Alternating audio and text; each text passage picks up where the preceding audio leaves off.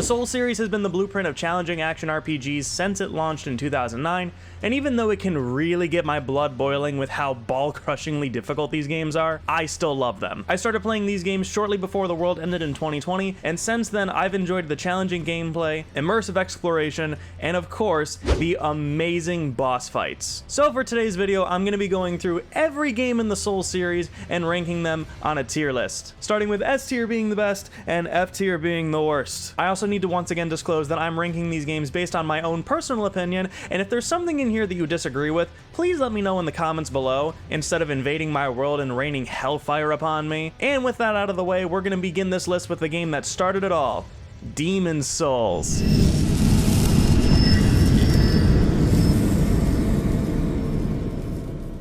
Which I haven't played. Yeah, unfortunately, I never got the chance to play the original Demon's Souls on PS3 before making this video. I did, however, play the PS5 remake, and we'll talk more about that later in the video. This game is referred to as a spiritual successor to FromSoftware's Kingsfield series, and introduced many of the core elements that would define the eventual Souls-like genre, leading to the development of its spiritual successor, Dark Souls. Now, since I haven't played this game but still want to give it a fair critique, I'm bringing in a special guest who has played the original Demon's Souls to talk about their experiences with it. With this being the game that started the Souls series, do you think it still holds up today? I think it does, but not in ways that a lot of people would describe it. I think with how the Souls games have advanced in essentially their own genre, they have kind of gotten tighter and tighter in their gameplay each iteration, and Demon's Souls has this really loose quality to it, to its movement and its feeling. That being said, I don't think there's a Souls game that's hit atmosphere in the same way that Demon's Souls has. Demon's Souls to me had a tone of abject fantasy horror, and it's kind of weird that the original game, the Souls genre, is the most horror focused compared to the rest. Bloodborne is probably the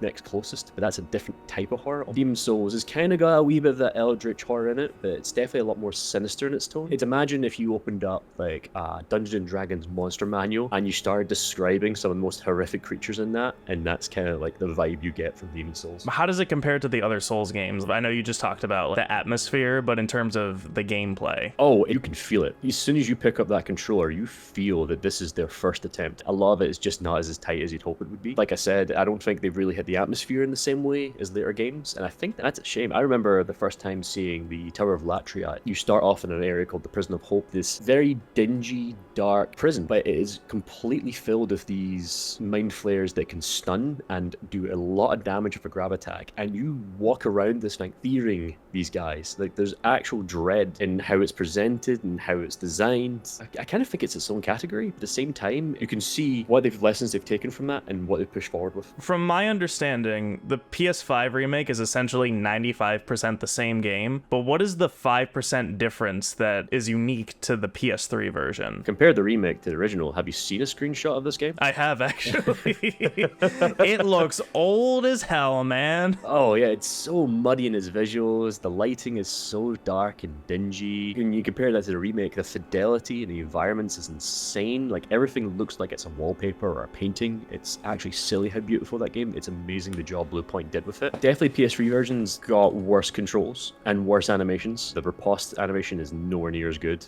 let me tell you. You get that parry going, it does not feel as good as it does in the remake. There's a lot of quality of life in the remake as well. Do you remember those little crystal lizards? These little lizards that you would have to kill in order to pick up the upgrade materials for your weapons. The whole gimmick with them is they run away, and if you don't get them in time, they disappear. Oh well, you didn't get it. Did you know in the original Demon's Souls, if they disappeared, that's them gone forever? Wow. And if you die and they disappear, that's them gone. New Game Plus. Yeah, I can understand that from, like, I guess like a difficulty perspective, where it's like, oh, you missed your opportunity to get the upgrade, so now it's just gone forever. But at the same time, that's such a huge nerf, like a big aspect to the game that's just lost because you missed out on it. Especially when upgrading your weapons is an obtuse process already, because it's an NPC that's missable completely. But not only that, it's almost key to your progression. Like, immediately a +1 weapon is going to outclass an unupgraded weapon right at the start. Is it safe to assume that the remake is better? I'm weirdly in the fence in this one. I want to say the remake is better, but there's certain things that I've lost in translation. Like, it's the easiest and cleanest way to play this game, but the music isn't as unsettling. It's a completely different tone, completely different vibe that you get from this game. The animations are better. It doesn't feel as jank. There's a kind of weird charm to the jank, do you get me? Like, almost, oh, this game is from 2009, 2010, and you feel it. The remake remake does certain things, but also adds a lot more in it, which feels a bit weird to have, like the photo mode. Have you ever looked at the photo mode in this game? I can't remember if I have, actually, but it's a PlayStation 5 Sony game, so of course it's going to have a photo mode. Did you know it can break complete encounters because you can just look through doors and see ambushes before they happen? And see where you can land? See, I never did anything like that. That is really cool. I just look for the signs on the grounds that say ambush. And just go from there. That's the way that I play my Souls games. That's one of those ones where this is like a system that was included that I feel wasn't thought out very well. That being said, the game is gorgeous. Like, you could just take a screenshot of your character, like a backdrop, and there you go. There's your phone wallpaper for the next couple of years. Do you have any fun stories to share about Demon Souls PS3? Absolutely.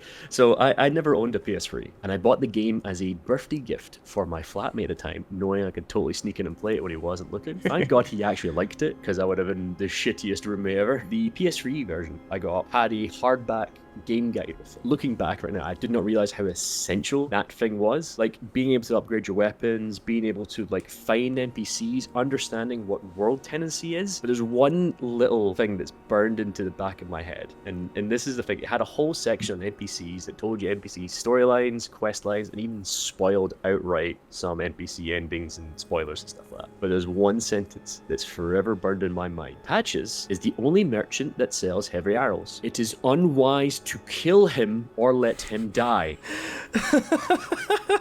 Bullshit. To the ocean with that bald asshole. Oh, Miyazaki knew what he was doing, huh?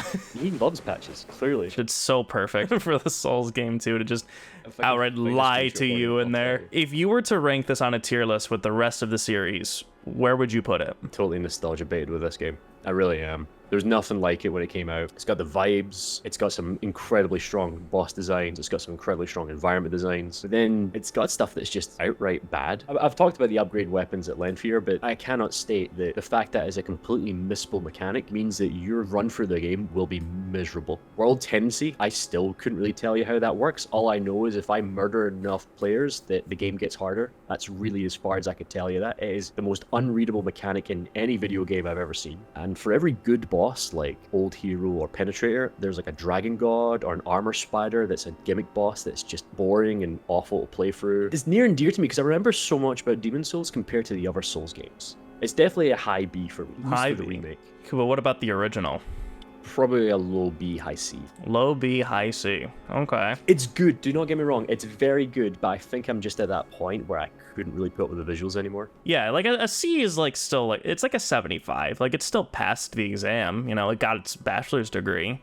You just don't want that game to operate you if you have to go to the emergency room. It can only go in C because the things it's compared to have been so stellar and so industry defining. You know, masterpieces in this genre. Yeah, I know exactly what you mean. Like, it's a good starting point, but everything else just got better. Duke, I want to thank you again so much for joining me and talking about Demon Souls. Where can everybody find you? If you want to see somebody be terrible at Souls-likes, you come to twitch.tv/Duke_Silver. Says the man who parried everything in Elden Ring. That was just brute force. That wasn't skill. That was just not knowing when to quit. It's the persistence there that I admire. Thanks again for talking to me, Duke. Absolutely my pleasure, Redgrave.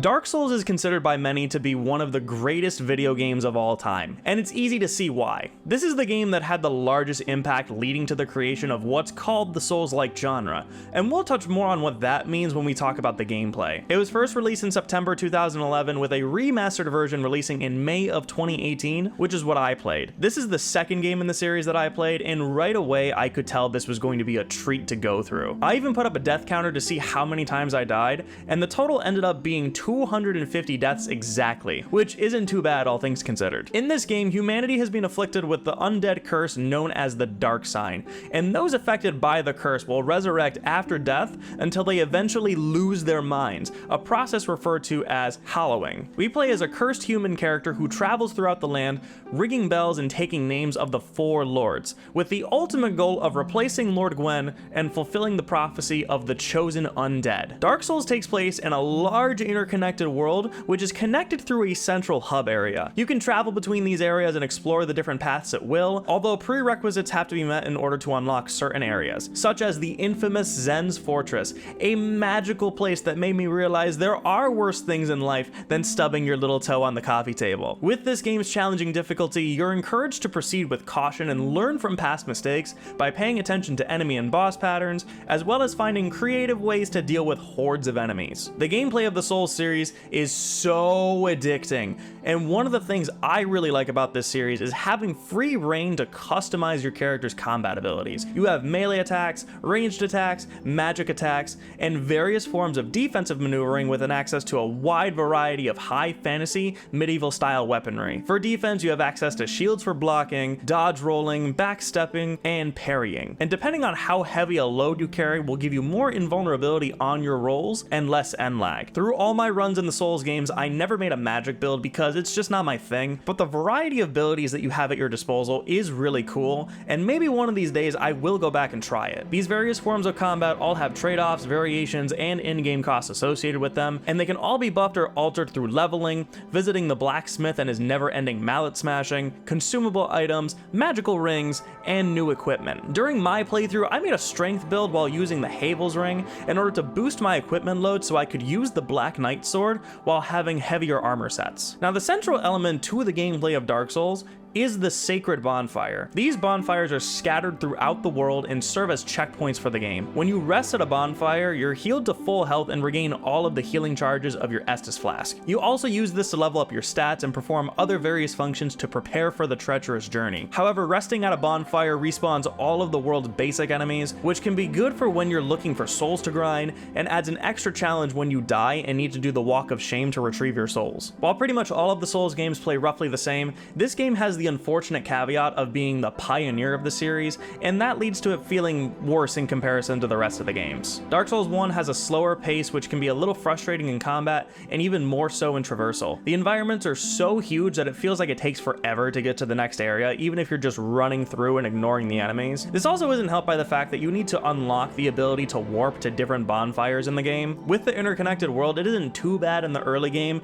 and isn't necessarily a huge complaint, but it's just another instance of a quality of life downgrade in Dark Souls 1. The other complaint I have that I know may seem a little trivial, especially because I'm talking about Dark Souls here, but I thought some of the enemy encounters and bosses were frustrating to deal with and could even be considered unfair at times. I think a large part of that has to do with the slower combat, and I also feel like I couldn't find the right balance of DPS and defense. I felt like I was taking more hits and I needed to armor up so I didn't die as fast, but at the same time I would gain more weight as I equipped better armor, so I would be stuck with a medium roll for the entire game. However, there were still times where I felt like I was taking a massive amount of damage even with my current loadout, and I felt like if I downgraded my armor for a faster roll, I would just die faster. Even though I wasn't there to experience the initial release of Dark Souls 1, I think it's safe to say that it was executed perfectly for the time, but it falls short by today's standards. I absolutely loved my experience with it, and it is a fantastic foundation for the rest of the series, so I'm going to give it a B tier.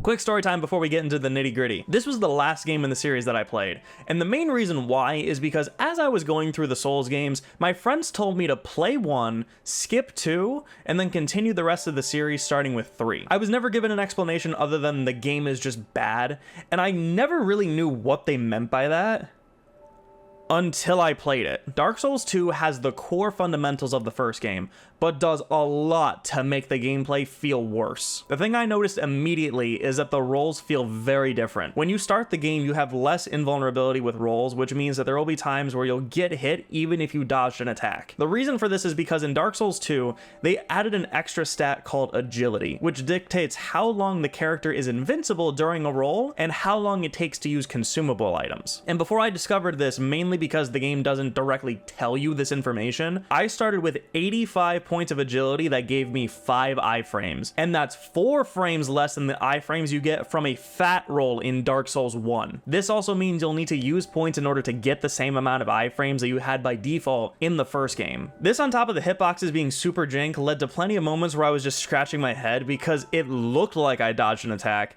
and I would still get hit, or an attack would just straight up miss me, but I would still take damage. Like I said earlier, the agility stat also affects how long it takes to use consumable items, but even with the faster startup, I'm not a fan of what they did with the Estus Flask here. I'm not sure if I've mentioned this before, but when I play my action games, I typically try to avoid using health items, especially on boss fights. Mainly because I want to feel like I overcame the challenge of defeating a difficult boss, and drip feeding health items in order to defeat them doesn't give me that same satisfaction. I only allow myself to heal when the game either gives me a spell to heal every once in a while like in the Kingdom Hearts games, or in a limited capacity when playing more challenging games, such as Souls-likes. So for this series, my rule was that I would avoid using anything other than the Estus Flask to heal. However, when you use the Estus Flask to heal in Dark Souls 2, your health regenerates slower when compared to the rest of the games, so even if you do manage to heal yourself, you can still die if you take another hit before your health fully regenerates. It also doesn't help that you have to commit to the heal in this game because your character will stand still,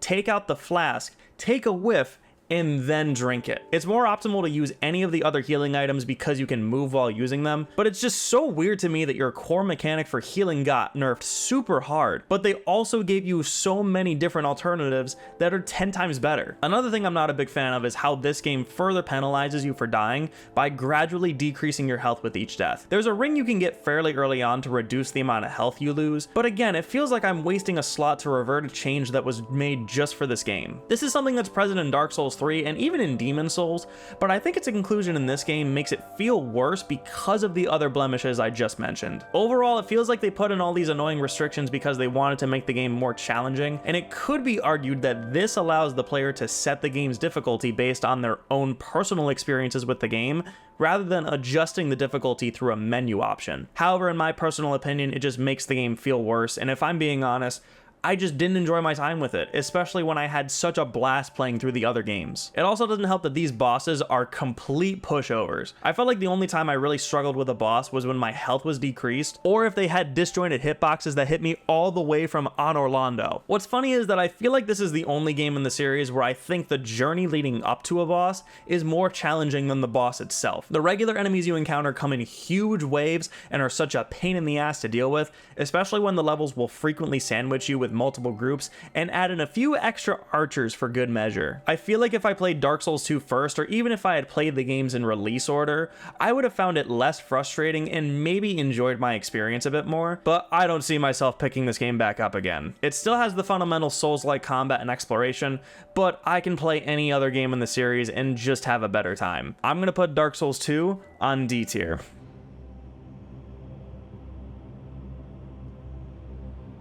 Starting now, this is the point where pretty much every game in the rest of this list can be considered the best of the series, or even the greatest game of all time. So just keep that in mind when I say that I absolutely loved my time with this game, but there's just a tiny bit holding it back from being my favorite. Bloodborne is a Souls game with a gothic tone to it, inspired by the literacy works of H.P. Lovecraft, and it is such a breath of fresh air from the medieval fantasy setting these games usually have. It follows a hunter character through the city of Yharnam, whose inhabitants are afflicted with a bloodborne disease which transforms them into horrific beasts. Your job as the hunter is finding the source of the plague, unravel the city's mysteries, and fight these beasts with nothing but your wits and this gun I found. Bloodborne evolves the combat by increasing the pace and requires a very offensive approach in order to survive encounters. One of the things it does to incentivize this new risk and reward style of play is through the rally system, which allows you to recover portions of your health by hitting enemies within a small window of time after taking damage. I really like this system because you're encouraged to stay close to the action,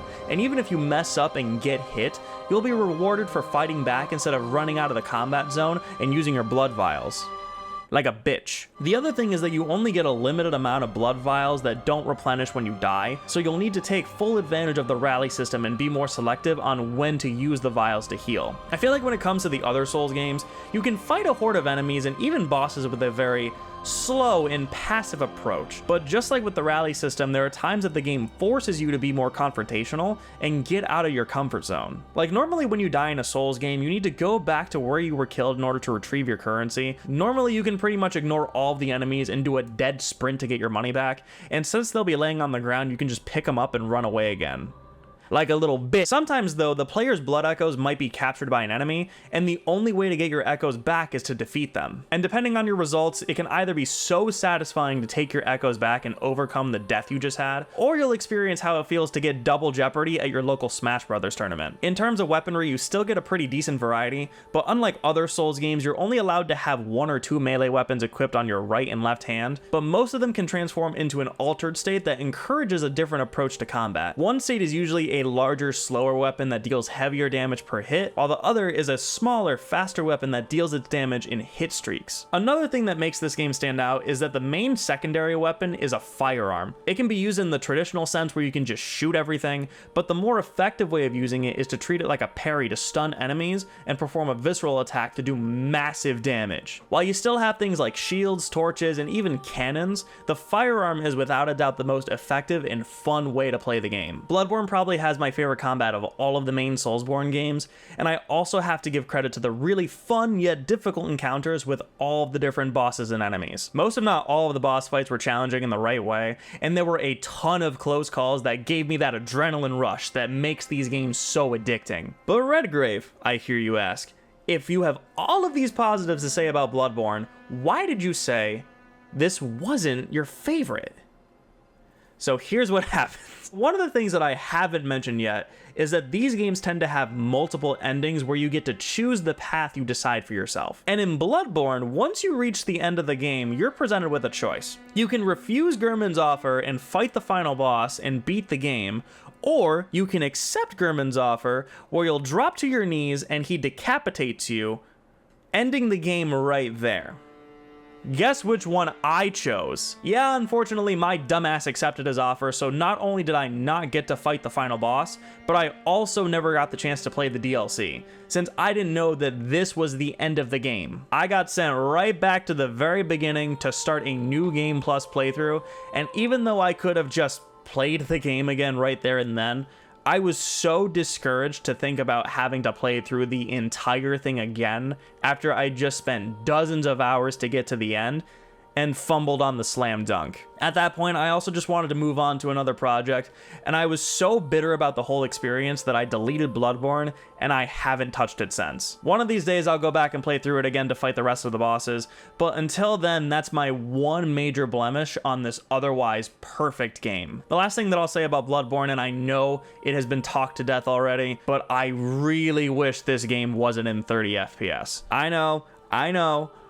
Unfortunately, I am a 60 FPS snob, and while it doesn't affect my overall enjoyment of the game, I think that those extra frames would make a huge difference. I doubt we'll ever get a remaster that gives us a 60 FPS experience with updated graphics, but I can't help but rally with all of the other Bloodborne fans whenever a PlayStation showcase is announced, because it's just that good. I'm gonna put Bloodborne at the top of A tier, but I'm sure it'll get promoted to that S tier spot once I replay it.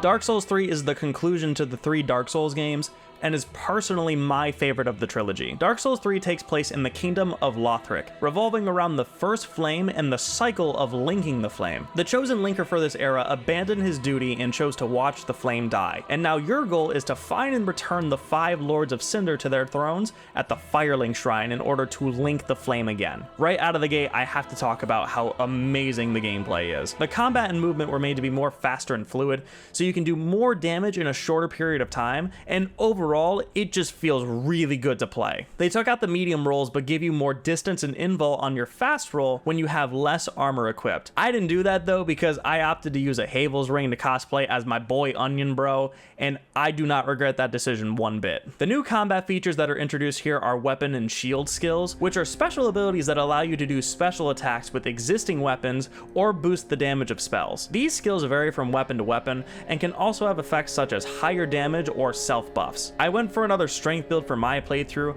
where I would swap back and forth between the Black Knight sword, which I was very happy to see return from Dark Souls 1, and the Faron Greatsword, which you get from defeating the Abyss Watchers. And it's only appropriate that my favorite boss of the game also gave me the sword that had my favorite moveset of all of the weapons from the whole series. And these bosses, oh my god, the bosses. This game has my second favorite Rogues Gallery of bosses in this list, but my favorite of the Souls trilogy. I feel like they were easier this time around, but I also think I was just getting better as a player as I was going through these games, and I appreciated the fights a lot more because of that. Their presentation was perfect, from the design of the boss, to the way they fight, down to the freaking music. I got so invested in these fights, and just talking about it right now makes me want to boot the game up again. It feels like there were less areas this time around, but the massive scale of these areas more than made up for it, and the increase in the movement speed made it feel much better to go through these areas compared to Dark Souls 1. And I couldn't help but feel a little something when Orlando showed up again. Even though I basically just saw it since I played the first game before 3, it was like visiting an old friend that you haven't seen in a while, but then you remember the time they were flirting with your crush back in high school, and all that trauma just comes right back. And I need to talk very briefly about the DLC because A, I realized I only briefly mentioned that these games have DLC expansions, and B, this DLC is amazing, and definitely my favorite of the ones I've played so far, especially the Ringed City. I feel like most games that get DLC expansions are over too quickly and don't really stick with you. However, the Dark Souls series has had fantastic DLCs that add so much to the experience, but also feels naturally integrated into the main game. Hell, if I didn't know any better, I'd have thought these levels were already in the base game to begin with. The other added bonus is that they give you some of the best weapon and armor sets, and since you'll be at the end game anyways, I think it's an appropriate reward for your success. And then you can invade other people's worlds to tell them, yes, I did pay an extra $30 to smash your nuts into the dirt. What are you gonna do about it? After I finished Dark Souls 3, and even when I was writing the script for this video, I was trying really hard to find any negatives or critiques that I had with the game, and I honestly couldn't think of any. I am so glad they learned from their past mistakes, especially with Dark Souls 2, and this is a game I would recommend everyone play at least once in their lifetime. Dark Souls 3 gets a big fat S tier.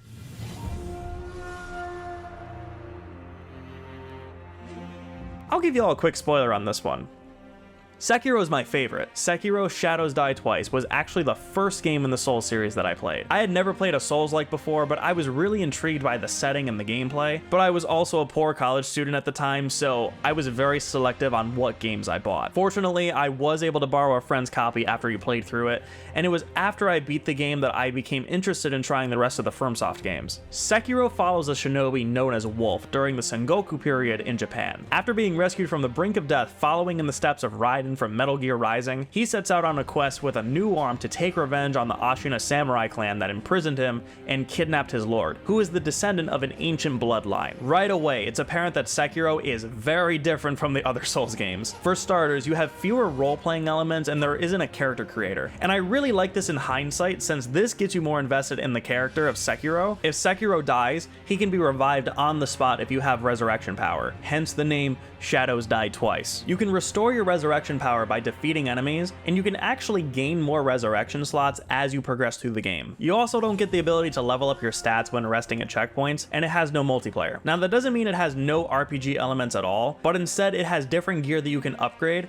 and skill trees to unlock both passive skills, as well as combat and ninjutsu skills that you can customize to your liking. So while the base combat experience will virtually be the same for everyone, it still gives you a fair amount of tools to experiment with, and you can use your skill points to invest more experience into the areas that complement your playstyle. For example, this game has a heavy emphasis on stealth as well as regular combat, and there are separate skill trees for the players who prefer to avoid direct confrontation from enemies, or who want to go full beast mode and chop some fools with your sword. It is, however, smart to invest in all of the different trees, such as the ones that focus on enhancing the utility of your prosthetic arm, as well as enhancing the grappling hook and healing gourd, which is beneficial regardless of your playstyle. The thing that makes Sekiro's combat stand out from the rest of the series is the posture system. Rather than just attacking to whittle an enemy's health down, the combat in Sekiro revolves around attacking their posture and balance to deliver a death blow, killing the enemy instantly. This can be done by hitting an enemy as they're guarding, parrying their attacks, enemy stepping, or using your prosthetic tools and combat arts. Once their posture is down to 0, it'll lead to an opening that allows for a death blow. You can still attack the enemy until their health reaches 0,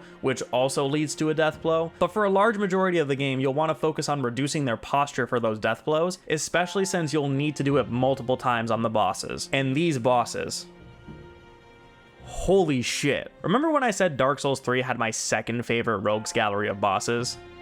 May I introduce you to number 1. This game's boss fights are just perfect. I loved every single one of them, and it was such a smart decision to include a boss rush mode in an update because they're just that good. I felt like Lady Butterfly was a great skill check to ensure that you had a grasp on the posture system. The many encounters with Genichiro were amazing, and he served as a great rival character after he took your arm in the beginning of the game. And you know what? I'm just gonna show you my reaction to the Guardian Ape fight.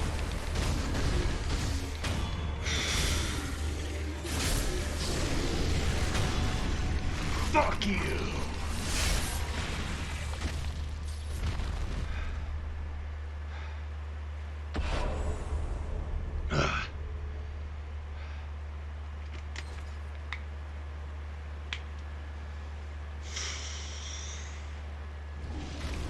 Whoa, whoa, whoa, whoa, whoa, whoa, whoa, whoa, whoa. You're joshing me right now.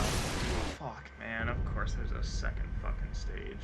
If it isn't apparent already, I haven't talked all too much about the stories in these games, and that's because I never really got invested in them. I played these games for the gameplay, shocker I know, and these stories were something that I just didn't pay much attention to. However, I got very invested in Sekiro's story, and I think that's largely because we have an actual protagonist here. I just enjoy having a pre-established character to play as rather than creating one, and like I said earlier, I felt for Sekiro's struggles, and I wanted to see him succeed on his revenge quest. Interacting with all the NPCs and going through the side quests was so much fun, although I did miss my chance to fight Father Owl in Harada Estate, which I was so pissed about, but I promise I will go back and fight him someday. Traversing through the environments, the flow of combat, and the amazing boss fights make this game absolutely perfect for me, and as I was playing through the rest of the Souls games, I couldn't help but think back to how much I loved Sekiro. This game is a masterpiece in every sense of the word, and is to this day one of my favorite video games of all time. Sekiro's Shadows Die Twice is not only S tier, but it takes the top spot on the list.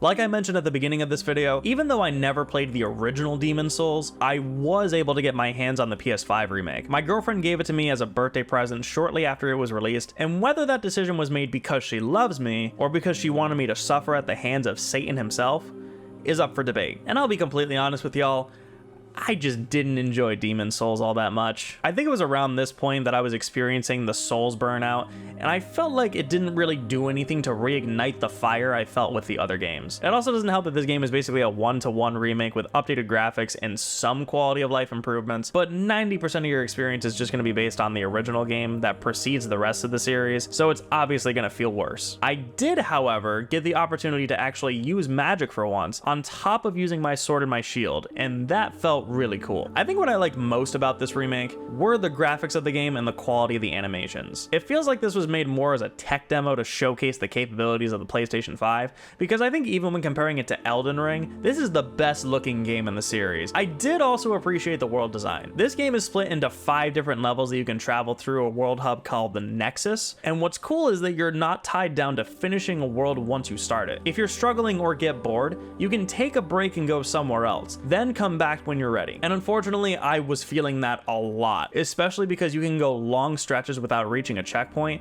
so when you die, it's even more of a pain to go back and resume your progress. This game also has something called world and character tendencies. Character tendency impacts the entire game and is influenced by a character's behavior, while world tendency only affects a particular region. If you've ever played Infamous, this will seem very familiar to you. You get black tendency by killing NPCs and being an asshole towards other players, and white tendency by being supportive to other players and defeating bosses. And for world tendency, having black raises the difficulty but gives you more valuable rewards, and white has more item drops and makes enemies weaker at the cost of rare items. I didn't pay much attention to the tendencies, and frankly, I just didn't understand how to shift it one way or the other, and I didn't really feel much of a difference when I was playing. And the only reason why I know what world and character tendencies do is because I had to look at the Wikipedia page in order to talk about it in this video. I think I just kept myself neutral most of the time because I'm not an asshole that slaughters NPCs for kicks. As far as the bosses go, I wasn't really a huge fan of them, especially the ones where it was more of a puzzle that you had to solve rather than an actual fight. It's not that those ones were necessarily bad,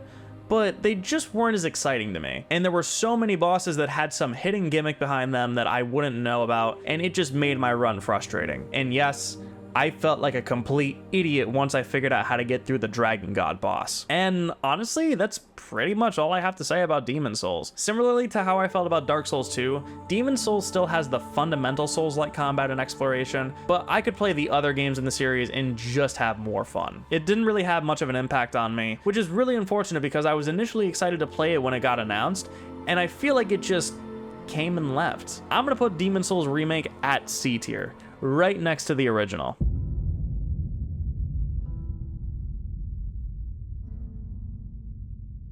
Now this right here is the big kahuna. Elden Ring is without a doubt the largest endeavor these guys have ever done, where you traverse through a massive open world on a quest to repair the Elden Ring and become the new Elden Lord. A cool thing about Elden Ring is that the world building was provided by George R.R. Martin, writer of the still unfinished A Song of Ice and Fire series. He was apparently given complete freedom to design the backstory, while the series director, Hidetaka Miyazaki, was the lead writer for the narrative. In this world, you can freely explore the lands between and its 6 main areas, which include Limgrave, an area of beautiful grassy plains and ancient ruins, and Khalid, a wasteland that can be best described as hell on earth, or in this case, Florida. Aside from the main areas, you also have hidden dungeons, catacombs, and caves to explore where you can fight even more bosses and find useful items for your journey. With these massive areas, you're given a mountain torrent named Jonathan as the main mode of transportation, and I imagine this was suggested after some poor alpha tester had to run through the entire game on foot. The gameplay is basically an evolution of the Souls series,